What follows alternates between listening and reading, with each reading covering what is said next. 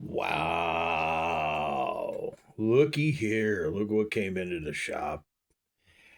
This has got to go out right tonight because it's got a broken switch. And that's all I'm doing to it. I'm going to change a broken switch. And this is an amazing DBZ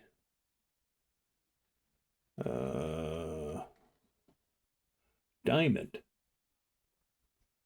Diamond series. SSP series. So this is one of my good friends and a great band, Traverse the Abyss. And he broke it and he's got a gig on Friday night and he needs it fixed. And I'm going to fix it for him this morning, get it out for him tonight so he has it. And this is wild. This is Dean Zielinski's guitars that he made after he lost the right to produce Dean guitars. I believe he got bought out by a corporation, but weird designs. But this is a really cool. I mean, he's doing his unique thing, and this guitar is so freaking solidly built and so nicely pointed. Look at this. He's doing what most foreign guitars do with the rounded ball end, stainless steel frets, and the fretwork is absolutely incredible on this thing. And talk about a flat radius. This is at least a 20, at least, if not more. I mean, this is dead flat. There's nothing on it. There's no radius on those frets.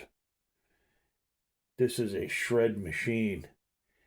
And it's got the EMVs, the old school. It looks like the 81-85 combo. And ABR style bridge with the screws facing toward the pickups. Like, this is what happens from factory, kids. When you're switching your bridge around so the screws are facing back here, you're putting it on backwards. This is what happens. I'm sorry. I know it's a point of contention, just like, like a lot of other things, the whole chibi thing and whatnot. And I love the headstock veneer on this. He did the flame veneer, just like the flame on the guitar. But let me get you up in the holder, and we'll flip this over and start. We already got the soldering iron fired up, and we'll see what we're doing. Pause. Yeah, look at the back on this thing.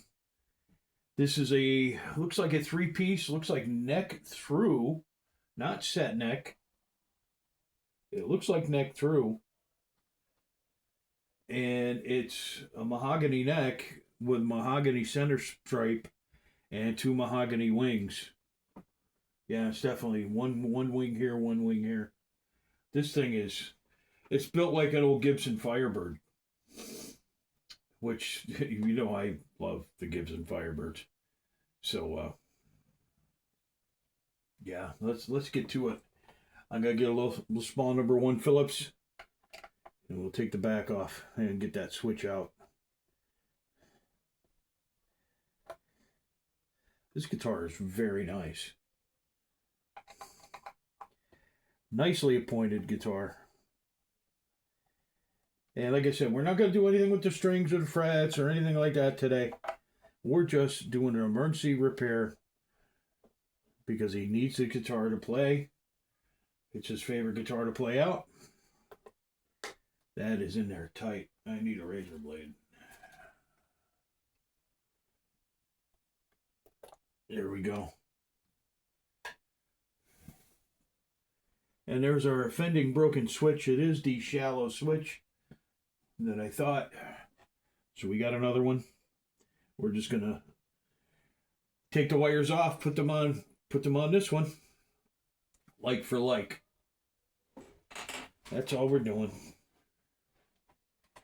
This is nicely appointed. I will have to. I thought it might be the right angle. We could do a right angle in there, but we'd be offending the pots. We would have to put it this way, so that's not gonna deal. We're just gonna go with the shallow switch. I'm lucky that I had standard switches and shallow switch. I had a couple. I had one of each in stock actually, so we were lucky there. My pal is in luck. So now we got to get this off. We got to get this off. The spanner wrench is not going to go in there. I'll show you. The spanner wrench is not, because of the recessed switch. We're not going to get the spanner wrench in there to get that off. So we are going to have to use a pair of needle nose and be very careful. You know what? I'm going to be very careful. We're going to do something.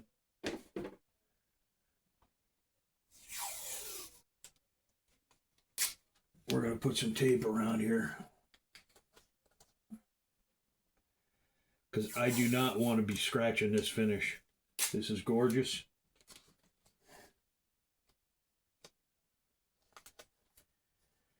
This is gorgeous stuff, and I don't want to scratch it.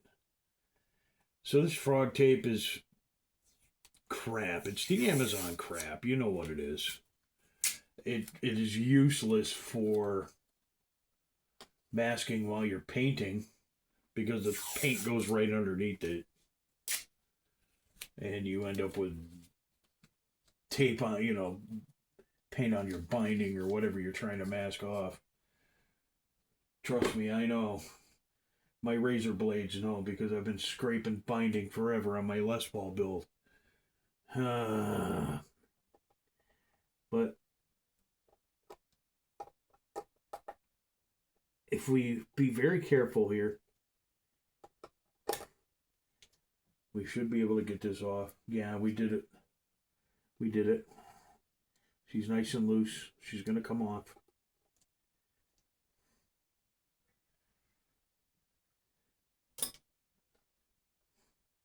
Now the trouble is I got tape all around it, and I can't get my fingers in there. I can't get my fingers in there anyway. The recess is what? There's a washer there. I need to get that washer out.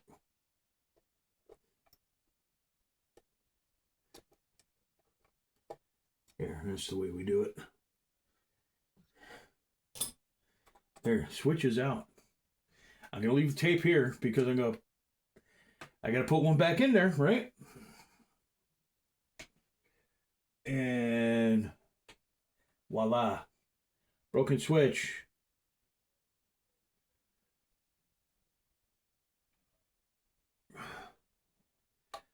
Now, what we got to do is start getting the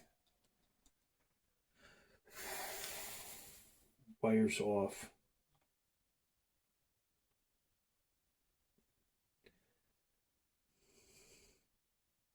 This needs to be cleaned.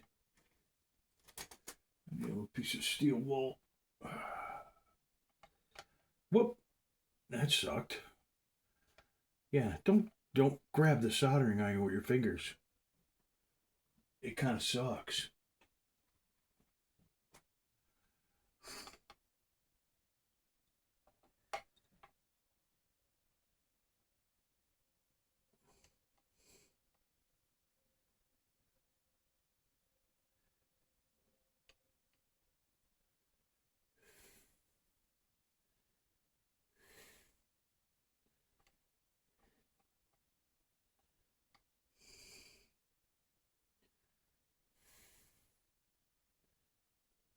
But for some reason, this doesn't seem to want to heat up.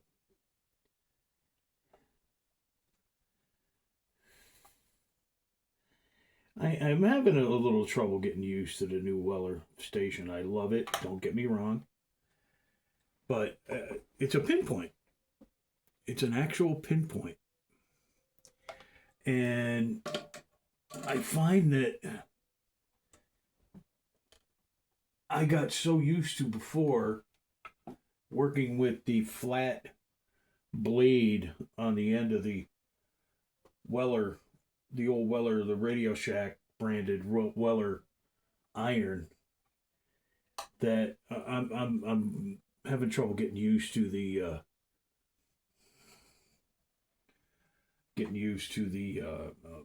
point. No, I don't want to. I'm just trying to get enough of this stuff out.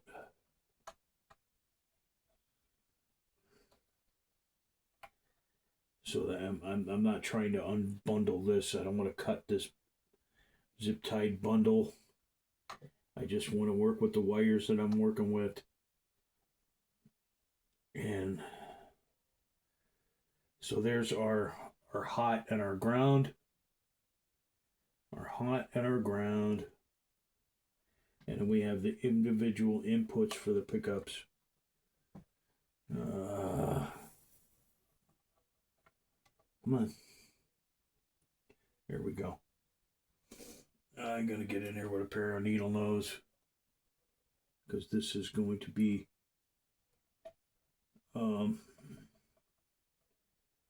handsy. You need to get handsy with it. Come on. Come on, baby.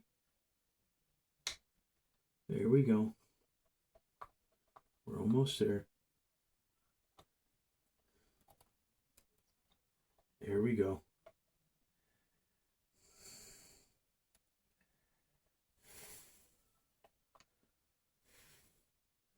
We're almost there. Look at that. We left the wires in the place that they were actually at. So, now we prep the new switch. We need to get the main washer off, the main nut off. All right, we're going to get rid of this. The screen is bothering me. The main nut off, the main washer off. It has no lock washer, so we'll use the lock washer from the previous switch. You know what we're going to do, though? We're going to wire this up before we do this. We're going to wire this up. We're just going to kind of set it in there. And we'll start.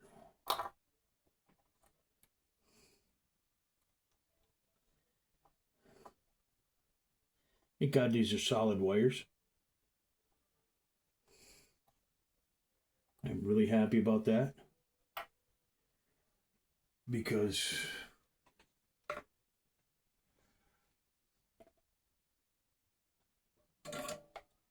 you know, the little tiny Seymour Duncan wires, if you've ever worked with them, they get frayed, and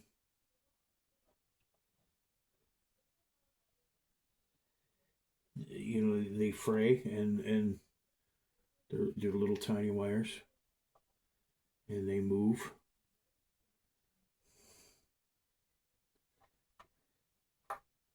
I need a little more solder on that. There we go. There's one.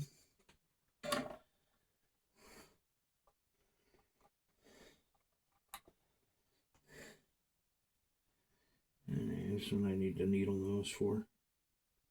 There we go.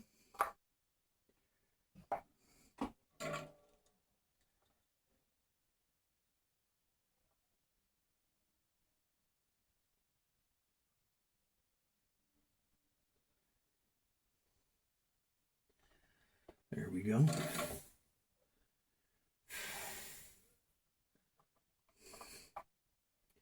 All right, now we need our hot. This is our hot to go to our jack.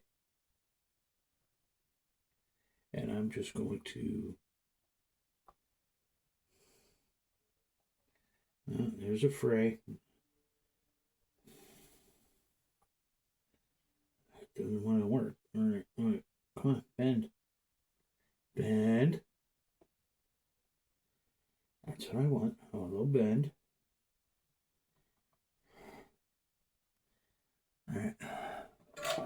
This is where I like that the new gun is pinpoint.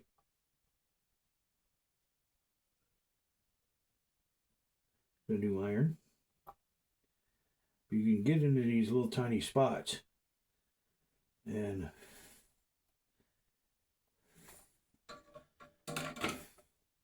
it's much easier to work with. I found this out when I was working with James Simon's Schecter, the Solo 2, one of our earlier videos in the channel, and it had a few melted leads on the pickup. You know what we're gonna do? We're gonna prep this. Come on, come on. There we go. It had a few melted leads in the pickup because of an attempt to put a metal cover over it.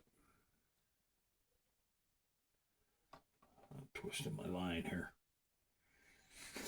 And, you know, you ever worked with pickup leads, so that's as thin as a human hair. And it was a nightmare trying to do it with the old gun. But this would have been a huge help in that. And in fact, this Weller station was donated to me by Mr. Simon because of that weird job that we did together. And he said he wasn't using it, and he donated it to me. But you know, in fact, I already bought another one, so I have one now that it's a cheapy Amazon, not a really nice Weller like this one. I ordered a cheapy Amazon, and I'm using that one to take frets off with. So our switch is all wired in. I'm going to put this lock washer underneath it.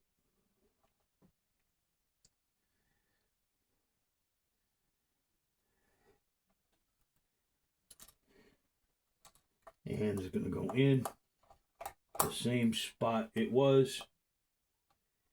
Look at that. Nice and neat. Now, we'll get the washer and the outer nut on. We'll get them started.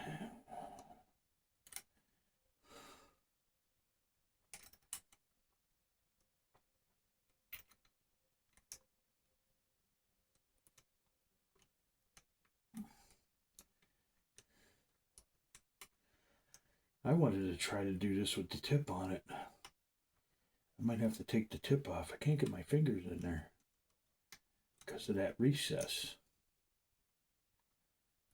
And my tape is running me afoul.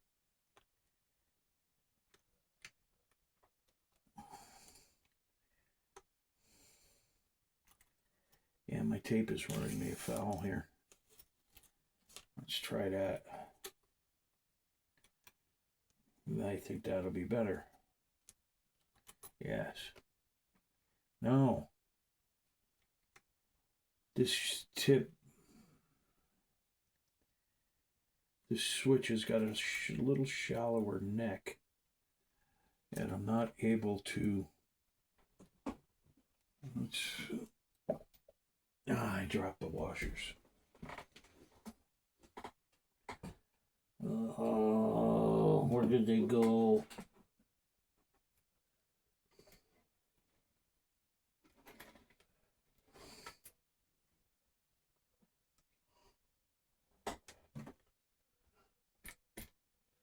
All right, pause. I gotta find the washer. Pause. Okay, we found the nut and the washer that I dropped. We found those. We tightened them up with the pair of needle nose. Took the tape off. We're in good shape. We're just going to plug it in. Make sure everything's copacetic. Turn on the amp. I don't have the back on yet because you guys know that if you put the back on before you test it, it's not going to work. It's just a rule. I'm turning the soldering iron off though. We're gonna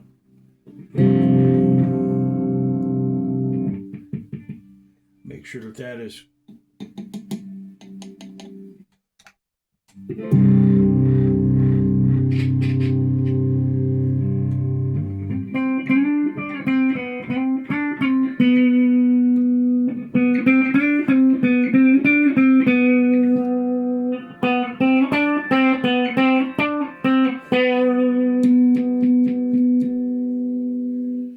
All kosher. We'll put the back on and we'll be ready to rock. And you clean it up a little bit. It's a little dusty under the strings. Maybe I'll get the brush on there. And try to get the dust out. There's a little brush. Get the dust out. I did hit it with some Dunlop 65. Gave it a little polish. We're not taking the strings off, or I'd give it a good... I'd buff it right out and give it a good cleaning. But we gave it a polish. And there we go. We're all done. All we got to do is put the back on. I will take this opportunity to show you guys my trick that I've learned from one of the YouTube channels that I watch quite a bit called Not a Luthier. The guy's from like Manitoba and Manitoba, Canada, and he constantly works with like 120-year-old guitars and shit like that. And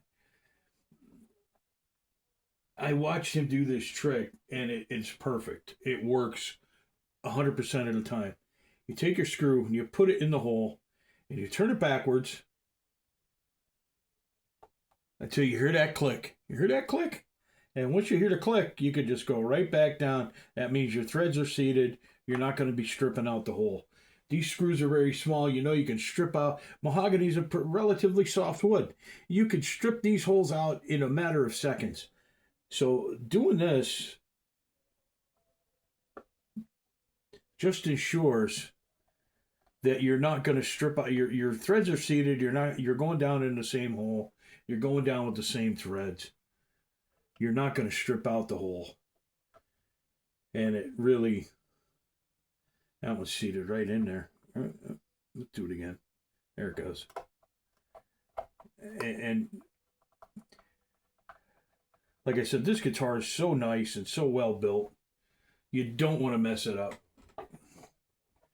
So there we are. We're all done. Ready to rock. DBZ Diamond Series from my pal Jamie from Traverse the Abyss. And he'll be Friday night. I believe he's at the Ritz in Scranton. And they're getting ready to go tour in Japan. So you can see this guitar playing tonight, Friday night at the Ritz. Beautiful. Look at that. Look at the abalone in this thing. This is gorgeous. I would hate to be the guy putting this binding together, gluing this binding down. I just did the Les Paul. I just glued the binding on my Spalted Paul, and it's just a single ply. This is white, abalone, white, and black. I mean, that's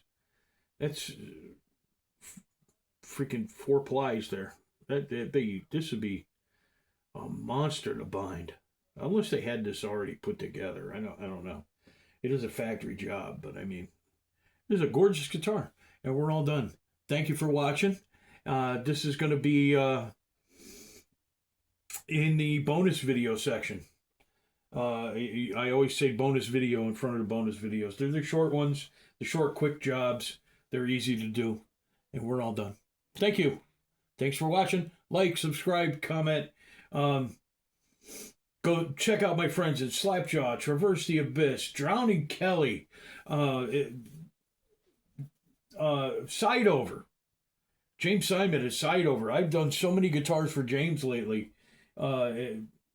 I did his Adam Jones. I did his Red Les Paul Jr. I did his Schecter Solo Custom too. Um, you could see my work in action in many local bands, and I love doing this. This is why I love this. I'm getting injections in my hands so I can contribute again. I'll be able to contribute again instead of doing this. Um, I'll be recording again. We're gearing up, and we have scheduled writing sessions for the new Gargantua Project record. So we're gonna be back out there. I'm gonna be back out there with Kenny, and we're gonna be pounding freaking heads all over the place. So, oh, and dismissed with Andy Gordo. Andy Gordo's another one of my great clients, and so go check out the Dismissed as well. Um, so yes, Traverse the Abyss, Side Over, Drowning Kelly, Slapjaw, great local bands. The Dismissed. I guess I'm done. Uh, my brain's not working this good. It's just 8 o'clock in the morning now on Wednesday morning. So I've been up and at 'em early today. Looks like a rainy day or cloudy at least, and maybe we'll get some sun. Hopefully, and hopefully we get back to the warm weather. Have a good day. Enjoy this short and keep rocking. Stay weird.